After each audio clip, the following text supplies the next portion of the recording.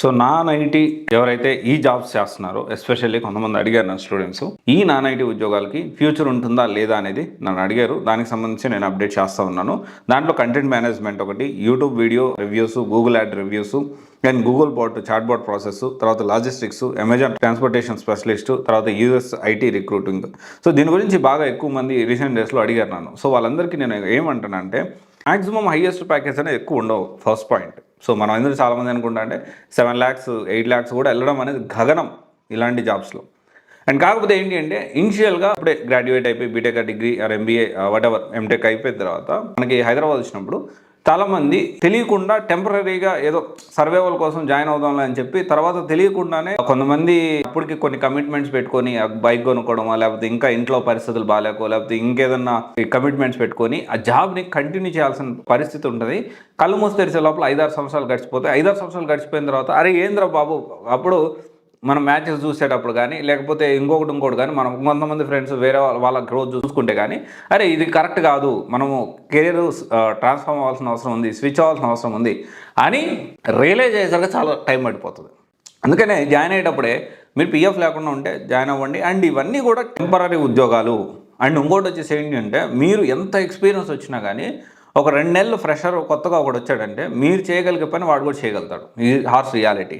Maybe మీరు కొంచెం accuracy ఎక్కువ ఉండొచ్చు, వాళ్ళు కొంచెం తక్కువ ఉండొచ్చు. That is whole different story. But తను కూడా చేయగలుగుతాడు. ఒక 3 months ఉన్నా కానీ. ఇప్పుడు ఎందుకంటే ఇప్పుడు మనం చూసుకుంటే కంటెంట్ మేనేజ్మెంట్ చూడండి, ఒక 3 months ఎక్స్పీరియన్స్ ఉన్నవాడికి ఒక 10 years ఎక్స్పీరియన్స్ ఉన్నవాడికి తేడా ఉండదు. నేను చాలా మాట్లాడుతున్నాను.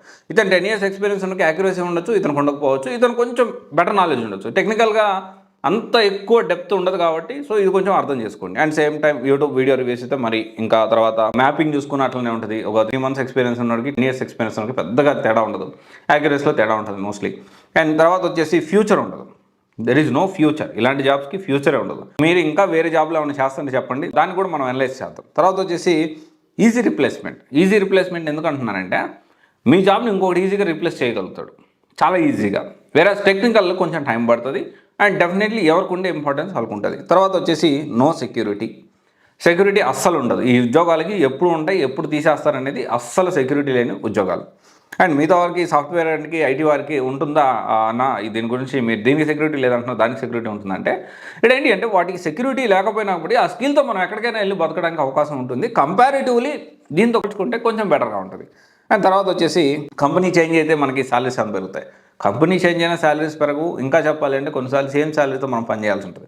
సో ఇవన్నీ కన్సిడర్ చేసుకొని ఇలాంటి నాన్ ఐటీ ఉద్యోగాలు మీరు ఏమైనా చేస్తుంటే దయచేసి నేను ఏమంటున్నానంటే, ఫ్యూచర్ గురించి ఆలోచించి స్విచ్ అవ్వడానికి ప్రయత్నం చేయండి.